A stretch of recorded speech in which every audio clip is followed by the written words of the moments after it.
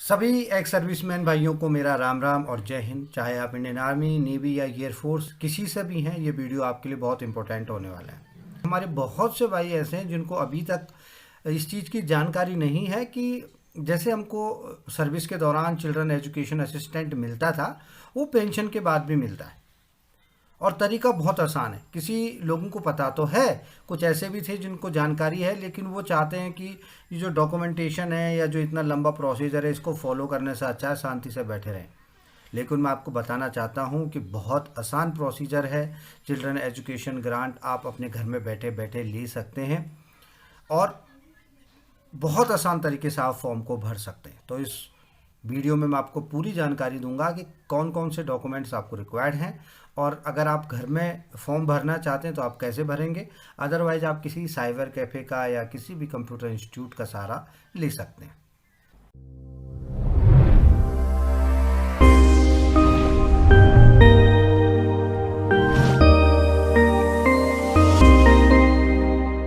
तो जैसा कि आपको आपकी स्क्रीन पे दिखाई दे रहा है, एक मैंने गूगल वाली विंडो खोली हुई है। गूगल वाली विंडो पे जैसे ही आप सैनिक बोर्ड डालेंगे, सैनिक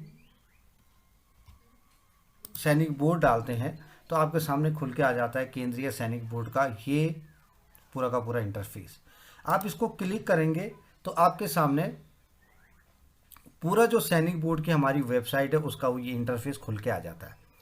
ये आप जिस भी जिला सैनिक बोर्ड में आप रजिस्टर्ड हैं, पहले मैं उम्मीद करता हूं कि आप लोगों ने अपना आई कार्ड बनवा लिया होगा, क्योंकि उसका बहुत इंपॉर्टेंट रोल रहने वाला है इसमें।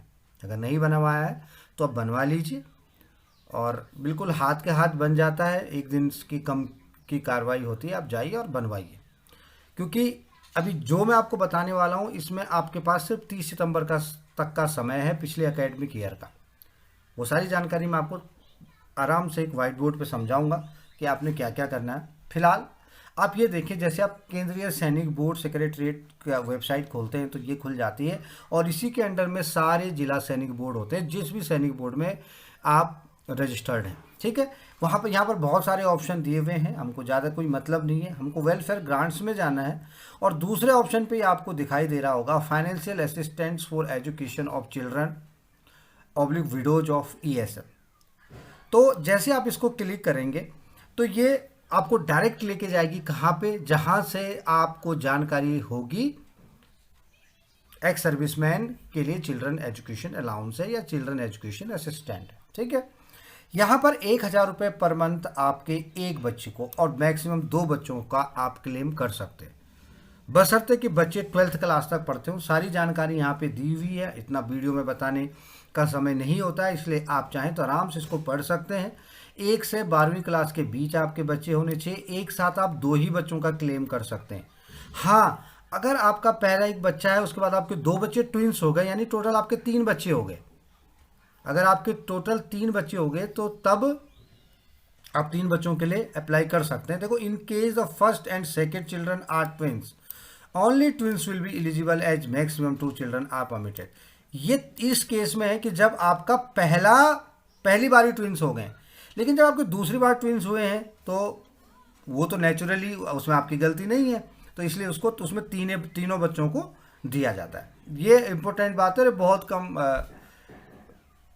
एक्स सर्विसमैन के साथ मुझे लगता है देखने के लिए मिलेगा, लेकिन पॉसिबिलिटी है। ठीक है, अब जो इम्पोर्टेंट बात इसमें है वो है डॉक्यूमेंट्स रिक्वायर्ड की। आपको डॉक्यूमेंट क्या क्या चाहिए।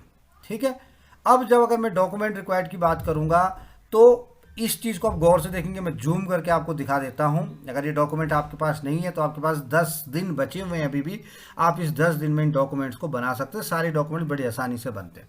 ठीक है, सबसे पहले तो आपकी जो डिस्चार्ज बुक है वो हर एक के पास है, कोई प्रॉब्लम नहीं। जब आप पेंशन आए तो आप लेके आए हैं। ठीक है, एक आई कार्ड आपने जो बनाया है जिला सैनिक बोर्ड से, आपने एक आई कार्ड बनाया है, मैंने आपको बताया बहुत इंपॉर्टेंट रहने वाला है वो। ठीक है, अब ये देखो यहाँ पे एक part 2 order mentioning names of the children for which grant is sought for, there should be a proper entry to this effect in the discharge book. तो डिस्चार्ज बुक का वो वाला पेज जहां पर आपकी पूरी बच्चों की जानकारी, जहाँ पे फैमिली डिटेल्स दी होती है, वहाँ पर उस बच्चे का पार्ट ऑर्डर के साथ नाम होना चाहिए, और वो होता है। आप देखेंगे तो पीछे आपको पेज नंबर 9 या 11 पे शायद वो दिखाई देगा। ठीक है। उसके बाद self certificate from applicant saying that, इसकी अभी जरूरत नहीं है, मैं बताऊंगा इसके बारे में आपको बाद में। डिटेल्स ऑफ बैंक अकाउंट, ये बहुत इंपॉर्टेंट है। ये कोई ज़रूरी नहीं कि आप वही वाला अकाउंट दें जिसमें आपकी पेंशन आ रही है, लेकिन कोशिश करेंगे अगर वही अकाउंट देंगे तो ज़्यादा अच्छा होगा, क्योंकि वो ऑलरेडी आपके रिकॉर्ड्स में, आपके पीओआर में होता है। इसमें एक बहुत इंपॉर्टेंट बात यह है कि आपका आधार कार्ड लिंक्ड होना चाहिए आपके बैंक अकाउंट के साथ। हमको लगता है कि यार मैंने तो दिया था आधार कार्ड जब अकाउंट हम खोला था, आपको एक अलग से एक फॉर्म भरना पड़ता है, या एटीएम में जाके भी अभी हो जाता है, आप उसको आधार कार्ड को लिंक कर सकते हैं। और लास्ट जो इंपॉर्टेंट बात है, Aadhaar card copy of ex service में, ये चीज़ें। अब इसके अलावा और कुछ भी चाहिए? हाँ, इसके अलावा और कुछ भी चाहिए। इसके अलावा और क्या चाहिए तो मैं आपको बताता हूँ। इसके लिए आपको और क्या चाहिए, ये डॉक्यूमेंट पहले आप सोच लीजिए कि हाँ मेरे पास ये डॉक्यूमेंट्स तैयार है, मैं ये डॉक्यूमेंट कर सकता हूँ। अगर आपको लगता है कि नहीं, तो ये कोई भी डॉक्यूमेंट इसमें ऐसा नहीं है जो डॉक्यूमेंट आपको तुरंत न मिल जाता, बहुत आसानी से आप इन डॉक्यूमेंट्स को ले सकते हैं। ठीक है, अब आपको और क्या चाहिए, मैं नीचे आता हूँ। पहले मैं आपको एक सैम्पल एप्लीकेशन फॉर्म दिखाता हूँ। उसके बाद यहाँ पे देख रहे हैं आप, एक सैम्पल एप्लीकेशन फॉर्म है। आप यहाँ पे जैसे ही क्लिक करेंगे तो आपको एक सैम्पल एप्लीकेशन फॉर्म ऐसे खुल के मिलेगा। अगर आप खुद भरने में सामर्थ्य रखते हैं तो आप खुद भर सकते हैं, अदरवाइज आप किसी साइबर कैफ़े का सहारा ले सकते हैं। साइबर कैफ़े वाले इस चीज़ में एक्सपर्ट होते हैं, बहुत आसानी से इन चीज़ों को भर सकते हैं। और आपको लगता है कि आप खुद भर सकते हो तो बहुत बड़ी चीज़ नहीं, आप मोबाइल से भी इसको भर सकते हैं। ठीक है, तो इसमें दो पार्ट होते हैं भरने के लिए, एक पार्ट 1 होता है, एक पार्ट 2 होता है। इसमें कोई भी ऐसी चीज़ नहीं है जो आपको नहीं आती होगी, सारी चीज़ें बहुत सिंपल है। अपने सामने अपने डॉक्यूमेंट्स रखिए, अपना आधार कार्ड, अपना डिस्चार्ज बुक रखिए, अपना आई कार्ड रखिए, ये सारी चीज़ें अपने सामने रखिए। ठीक है, उसके बाद बैंक की डिटेल, अपना चेक बुक या जो भी बैंक की डिटेल अपने सामने रखिए और बिल्कुल सही इनको भरें। ठीक है, ये जब चीज़ें आप सब भर देंगे, उसके बाद जब सब सबमिट करेंगे, यहाँ पर एक सबमिट का ऑप्शन आएगा। जब आप सबमिट करेंगे तो फिर आपको ये सारी चीज़ें अपलोड करनी है। ठीक है, तो सबसे पहले मैंने उसी लिस्ट के अनुसार अगर मैं चलूँ तो सबसे पहले आपका जो है आई कार्ड एक्स सर्विसमैन वाला इम्पोर्टेंट। ठीक है, दूसरा मैं अब अपलोड वाली लिस्ट से दोबारा इस पे आया हूँ। मैंने आपको पहले बताया था कि दो चीज़ें ऐसी हैं जो मैंने आपको नहीं बताई है, मतलब जो इस लिस्ट में नहीं है, लेकिन वो अपलोड करते हुए उनकी ज़रूरत पड़ती है। दूसरा एक बोनाफाइड सर्टिफिकेट होता है। क्या होता है? Bonafide certificate. अभी बोनाफाइड सर्टिफिकेट क्या है? ये बोनाफाइड सर्टिफिकेट होता है, जैसे हम फॉर्म भी भरते थे ना, इसमें ये बोलेगा, स्कूल से ये फॉर्म मिलेगा, उसमें लिखा हुआ होगा आपका बच्चे का कि it is certified that master और मिस जो भी है, मिस या जो भी है, इज द डॉटर ऑफ आपका आर्मी नंबर, या सीधा नाम भी लिखा होगा तो चलेगा, इज द डॉटर ऑफ आपका नाम, इज स्टडिंग इन क्लास, और जिस भी क्लास में, माने 9th में है, 6th में है, 7th में, is 9th, for the academic year 2022 और 23। लेकिन जो आप क्लेम कर रहे हो ना, वो कर रहे हो आप 2021-22 का। ठीक है, 2021-22 का, जो मार्च में सेशन खत्म हुआ है उसका क्लेम कर रहे हो आप। लेकिन आप जो ये बोनाफाइड सर्टिफिकेट दोगे, ये आप करंट ईयर का दोगे। किसी भी स्कूल में पढ़ रहा हो उससे कोई फर्क नहीं पड़ता। हो सकता है कि आप किसी दूसरे स्कूल से आपने उसको क्लास पिछली क्लास किसी और स्कूल से करवाई हो, और ये इस स्कूल से आपने स्कूल इसका चेंज कर दिया हो, कोई बात नहीं, आप इस स्कूल से बोनाफाइड सर्टिफिकेट ले सकते हैं जिस स्कूल में वो अभी पढ़ रही है या पढ़ रहा है, लेकिन क्लेम आप पिछले साल का करेंगे। ठीक है, वो बहुत सिंपल है। इसके लिए और क्या चाहिए आपको? इसके लिए आपको मार्कशीट चाहिए। कौन सी क्लास की? जिस क्लास का आप क्लेम कर रहे हैं। यानी कि अभी तो वो 9th क्लास में पढ़ रही है या पढ़ रहा है, लेकिन पिछले सेशन में वो 8th क्लास में पढ़ रहा है या पढ़ रही थी, है ना? तो 8th क्लास की मार्कशीट चाहिए। अगर 2 बच्चे हैं तो 2 मार्कशीट अपलोड करनी पड़ेगी, दोनों के लिए अलग अलग कॉलम दिए हुए, मैं दोबारा आपको उस इंटरफेस पे लेके जाऊंगा। ठीक है, वो भर दिया आपने। एक ध्यान रखेंगे, मार्कशीट जो है इसमें राउंड स्टैंप लगी हुई होनी चाहिए। आजकल जो स्कूल साहब मार्कशीट लेके आते हैं उसमें बस सिग्नेचर होते हैं नीचे प्रिंसिपल के और क्लास टीचर के, और आज की मार्कशीट कैंसिल हो जाएगा। ये सबमिट कर लेगा, बाद में सोल्जर बोर्ड में जाके कैंसिल हो जाएगा, कोई फ़ायदा नहीं होगा। तो ये लिस्ट आप मेरे से पर्सनली, मेरे जो नीचे आपको नंबर दिख रहा है यहाँ पे, मेरे को व्हाट्सअप करके पूरी लिस्ट दोबारा से ले सकते हैं, कौन कौन से डॉक्यूमेंट चाहिए। फॉर्म भरने में आपको दिक्कत आ रही है तो आप मेरे से बिल्कुल मदद ले सकते हैं। अगर आपको ज़्यादा दिक्कत तो आप साइबर कैफ़े में जाके भी भर सकते हैं। और फिर भी आपको लगता है कि नहीं मैं तो नहीं कर पाऊँगा, तो आप मेरे को कॉल करके आ सकते हैं। और अगर आपको चाहिए कि मैं डिटेल्ड वीडियो एक एक डॉक्यूमेंट अपलोड करके बताऊं तो आप मुझे कमेंट बॉक्स में या व्हाट्सअप करके मेरे को बता दें, तो मैं एक वीडियो आपको डिटेल्ड में बता दूंगा कि कैसे आपने एक एक डॉक्यूमेंट को अपलोड करना। ठीक है, तो आपको ये 2-4 चीज़ें यहाँ पे दिखने लग गई होंगी। देखो ये मार्कशीट वाला कॉलम है ना, ये जहाँ पे मेरा कर्सर है, marksheet school progress card. School progress card का मतलब मार्कशीट होती है। ठीक है, और अकाउंट नंबर के लिए आपका जो कैंसिल्ड चेक है वो भी यहाँ पर लगेगा। ठीक है, कैंसिल्ड चेक देखो लिस्ट में नहीं दिए हुए हैं।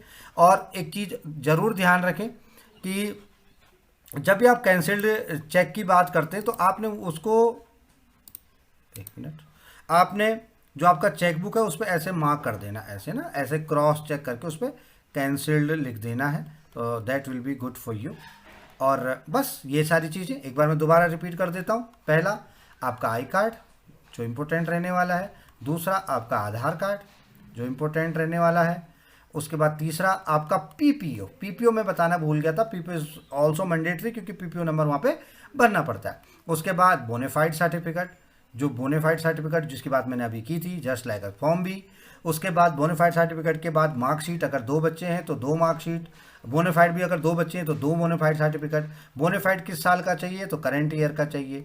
मार्कशीट किसकी चाहिए तो जिसका हम क्लेम कर रहे हैं उस ईयर की चाहिए। ठीक है, और क्या चाहिए, और आपका आधार कार्ड मैंने बता दिया, PPO, I card, bonafide, current marksheet, claim, आपका कैंसिल चेक चाहिए।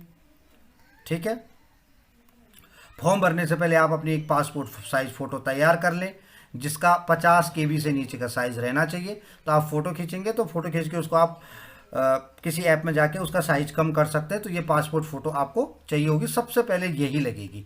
जैसे ही आप खोलेंगे वेबसाइट को सबसे पहले यही पासपोर्ट फ़ोटो लगने वाली है। ठीक है, तो ये सारी चीज़ें आपको चाहिए होंगी। अगर इसके बावजूद भी आपको कोई समस्या आती है तो मैंने आपको ऑलरेडी बता दिया कि आप मेरे को कॉल करके आ सकते हैं, मुझे कोई प्रॉब्लम नहीं है। ठीक है, तो ये सारी चीज़ें करने के बाद जैसे आप सेव एंड फॉरवर्ड करेंगे तो एक और इंटरफेस खुलेगा, तब और भी थोड़े बहुत कार्रवाई है जो कि बहुत आसानी से आपके जो भी जिला सैनिक बोर्ड है वहाँ तक प्रोसेस में चली जाती है। लेकिन फिर भी आपको डाउट है तो आप डेफिनेटली इस पर मुझे बताएं, मैं आपको डिटेल्ड वीडियो बताने वाला हूँ और आराम से आप इसको घर बैठे कर सकते हैं। तो मिलते हैं नेक्स्ट वीडियो में। थैंक यू, जय हिंद।